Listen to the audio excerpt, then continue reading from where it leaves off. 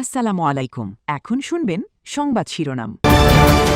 চলছে প্রয়াত নেতা আয়াতুল্লাহ খামেনিকে বিদায়ের আনুষ্ঠানিকতা। বিভিন্ন দেশের প্রতিনিধি ও ধর্মীয় নেতাদের শ্রদ্ধা, 2 কোটি লোক সমাগমের সম্ভাবনা। ভেনেজুয়েলায় ভূমিকম্পের 8 দিন পর একজনকে জীবিত উদ্ধার। শুরু হয়েছে ভারী যন্ত্রপাতির ব্যবহার, প্রাণহানি 2,500-এর বেশি। তীব্র দাবদাহে অতিষ্ঠ জনজীবন, ফ্যান এসি কেনার হিড়িক, বিদ্যুতের উচ্চ মূল্যে নাকাল পরিস্থিতি। কুমিল্লায় বেড়িবাঁধ সড়কে বসানো সোলার লাইটের অর্ধেকই চুরি গেছে, বাকিগুলোর বেশিরভাগই নষ্ট। রাতের আধারে ঘটছে ছিনতাই সহ নানা অপরাধ। এতক্ষণ শুনছিলেন সংবাদ শিরোনাম, এখন শুনবেন বিস্তারিত। প্রয়াত সর্বোচ্চ ধর্মীয় নেতা আয়াতুল্লাহ আলী খামেনিকে শেষ বিদায় জানাতে প্রস্তুত ইরান। দেশ জুড়ে চলছে নানা আয়োজন। কাল থেকে শুরু হবে সর্বসাধারণের শ্রদ্ধা জ্ঞাপন। এরই মধ্যে তেহরান পৌঁছেছেন বিভিন্ন দেশের প্রতিনিধিরা। আনুমানিক 2 কোটি লোক সমাগমের প্রস্তুতি নিচ্ছে কর্তৃপক্ষ। তবে নিরাপত্তাজনিত কারণে বাবার জানাজায় অংশ নেবেন না ছেলে ও ইরানের বর্তমান সর্বোচ্চ নেতা মুজতবা খামেনি। চিরপরিচিত ময়দানে শেষবার হাজির সর্বোচ্চ ধর্মীয় নেতা আয়াতুল্লাহ আলী খামেনি, তবে কফিনবন্দি। কোনো খুতবা বা রাজনৈতিক ভাষণ দেবেন না, বরং তার এই নিথর মরদেহে শ্রদ্ধা জানাবেন সর্বসাধারণ। বৃহস্পতিবার রাজধানীর ইমাম খোমেনি হুসেইনিয়াতে উন্মোচন করা হয় খামেনির কফিন। প্রথমবার প্রকাশ্যে আসে সর্বোচ্চ ধর্মীয় নেতা, তার পুত্রবধূ, 14 মাসের নাতনি, কন্যা ও জামাতার মরদেহ, যারা যুক্তরাষ্ট্র ও ইসরায়েলের যৌথ হামলায় বরণ করেছেন শাহাদাত। কান্না আহাজারিতে ভারী হয়ে ওঠে পরিবেশ। শীর্ষ নেতাকে হারানো অত্যন্ত মানসিক চাপের বিষয়। এই ঘটনা অনেক বেশি বড় ও বেদনাদায়ক। খুব খারাপ লাগছে। মহান নেতাকে শেষ বিদায় জানাতে যাচ্ছি। আমিও যুদ্ধে বাবাকে হারিয়েছি। মনটা ভারাক্রান্ত, অদ্ভুত অস্বস্তি কাজ করছে। কি করব বুঝতে পারছি না। নিহতদের প্রতি সম্মান জানান বিভিন্ন দেশ ও ধর্মের প্রতিনিধিরা। উপস্থিত ছিলেন ভারত, পাকিস্তান, ইন্দোনেশিয়া সহ 30 দেশের কয়েকটি দল। খামেনিকে সম্মান জানাতে তেহরানে অবস্থান করছেন বাংলাদেশের পার্লামেন্ট স্পিকার অবসরপ্রাপ্ত major Hafiz Uddin.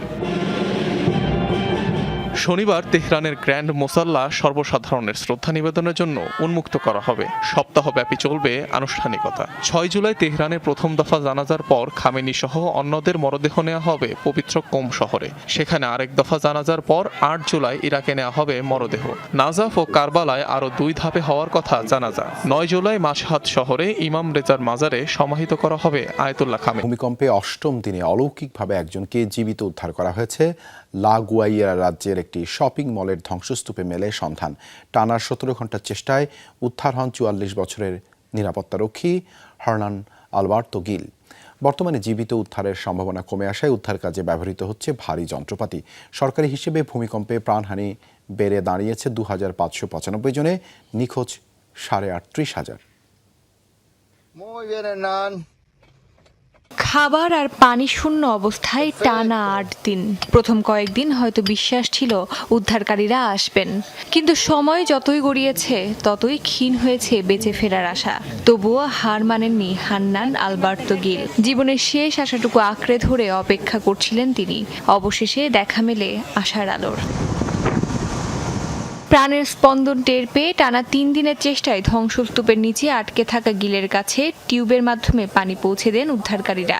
El Salvador ও চিলির উদ্ধারকারী দলের টানা 70 ঘন্টার অভিযানের পর স্ট্রেচারে করে তাকে বের করে আনা হয়। সেই মুহূর্তে উপস্থিত সবার চোখ ভিজে ওঠে, মুখে ফুটে ওঠে বিজয়ের হাসি।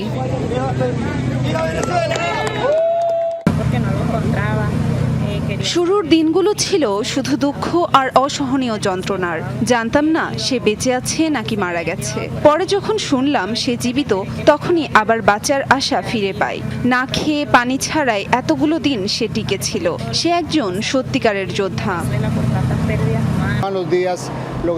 তাকে প্রথম চুমুক পানি খাওয়াতে আমাদের প্রায় 3 দিন সময় লেগেছে। গতরাতে আনুমানিক রাত 10টার দিকে হার্নানের সঙ্গে সরাসরি যোগাযোগ করতে সক্ষম হই। এটিই ছিল আমাদের সবচেয়ে বড় সাফল্য। তবে ভেনেজুয়েলার হাজারো পরিবারের বাস্তবতা এখনও নির্মম। ধ্বংসস্তূপের নিচে চাপা পড়ে আছেন অসংখ্য মানুষ। দাবদাহের কারণে ফ্যান এবং এসি কেনার হিড়িক পড়েছে ইউরোপ জুড়ে। মূলত শীত প্রধান অঞ্চল হওয়ায় ইউরোপের দেশগুলোয় এসির তেমন প্রয়োজনীয়তা ছিল না। পাশাপাশি ঐতিহাসিক, সাংস্কৃতিক আর জলবায়ু নীতিও এসি কেনা থেকে বিরত রেখেছিল এই অঞ্চলের মানুষদের। তবে চলতি গ্রীষ্ম মৌসুমে তাপমাত্রা প্রায় 40 ডিগ্রি সেলসিয়াসে পৌঁছানোয় অনেকেই বাধ্য হচ্ছেন এসি কিনতে। প্যারিসের এসি ও ফ্যানের দোকানে উপচে পড়া ভিড়। অসহনীয় গরম থেকে স্বস্তি পেতে ফ্যান ও এসি কেনার হিড়িক পড়েছে ফ্রান্স জুড়ে। একই চিত্র ইউরোপের অন্যান্য দেশগুলোতেও। শীত প্রধান অঞ্চল ইউরোপ। মূলত জুন থেকে আগস্ট পর্যন্ত থাকে গ্রীষ্মকাল। এই সময় অঞ্চলটির গড় তাপমাত্রা সাধারণত 15 থেকে 18 ডিগ্রি সেলসিয়াসের মধ্যে ওঠানামা করে। তীব্র শীত হয় ইউরোপের মানুষ বরাবরই গ্রীষ্মকালের উষ্ণতা উপভোগ। ফলে ইউরোপের বাড়ি নির্মাণে এসিকে কখনো অপরিহার্য মনেই করা হয়নি। মোটা দেওয়াল, উঁচু ছাদ এবং প্রাকৃতিকভাবে বাতাস চলাচলের ব্যবস্থায় গরম থেকে স্বস্তি দিতে যথেষ্ট ছিল। তাই এসিকে তারা এক ধরনের বিলাসিতা হিসেবেই দেখে। পুরো ইউরোপে মাত্র 20% বাড়িতে এসি রয়েছে, অথচ যুক্তরাষ্ট্র, জাপান, দক্ষিণ কোরিয়ায় এই হার 90%-এরও বেশি। এর পাশাপাশি ইউরোপের অসংখ্য ভবন শত শত বছরের পুরনো। এসব ঐতিহাসিক স্থাপনায় নতুন করে এসি বসানো যেমন ব্যয়বহুল, তেমনি অনেক ক্ষেত্রেই কারিগরি ও আইনগতভাবে জটিল। একই সঙ্গে বিদ্যুৎ সাশ্রয় এবং কার্বন নিঃসরণ কমাতে ইউরোপ দীর্ঘদিন ধরেই জ্বালানি দক্ষ ভবন নির্মাণ ও ব্যবহারে গুরুত্ব দিয়ে। প্রশাসনিক জটিলতাও কম নয়। অনেক দেশে ভাড়াটিয়ারা ইচ্ছে করলে নিজেদের বাসায় এসি বসাতে পারেন না। ভবনের মালিক বা স্থানীয় কর্তৃপক্ষের অনুমতি ছাড়া এমন পরিবর্তন করা যায় না। ফলে প্রয়োজন থাকলেও অনেক মানুষ গরম থেকে রক্ষার কার্যকর ব্যবস্থা নিতে পারছেন না। পাশে ইউরোপের দেশগুলোতে বিদ্যুতের দাম বেশ ব্যয়বহুল। ফলে এসি চালালেও যে বিদ্যুৎ বিল আসে তা পরিশোধ করার সক্ষমতা অনেক ইউরোপীয়রই। এছাড়া ঐতিহ্যবাহী স্থাপনায় সৌন্দর্য রক্ষার বিষয়টিও ইউরোপে অত্যন্ত গুরুত্বপূর্ণ। অনেকের মতে ভবনের বাইরের অংশে এসি ইউনিট বসালে নষ্ট হয় শত বছরের পুরনো স্থাপত্যের নান্দনিকতা। তাই অনেক শহরে এ ধরনের স্থাপনা। কুমিল্লায় গোমতী নদী পাড় ঘেঁষা সড়কে নিরাপদ চলাচল নিশ্চিত করতে প্রায় 3 কোটি টাকা ব্যয়ে বসানো হয়েছিল 500 সোলার সড়কবাতি। কিন্তু স্থাপনের 3 বছরের মাথায় এর অর্ধেকই চুরি হয়ে গেছে। আর যেগুলো আছে তার বেশিরভাগই নষ্ট কিংবা অচল।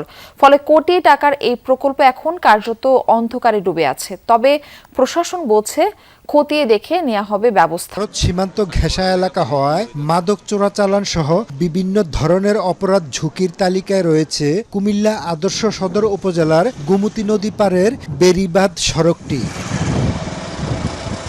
সেই ঝুঁকি কমাতে 2023 সালে একাধিক প্রকল্পের আওতায় প্রায় 3 কোটি টাকা ব্যয়ে 6 কিলোমিটার সড়কে বসানো হয় 5 শতাধিক সোলার বাতি, যার এক একটির মূল্য ছিল 58,000 টাকা।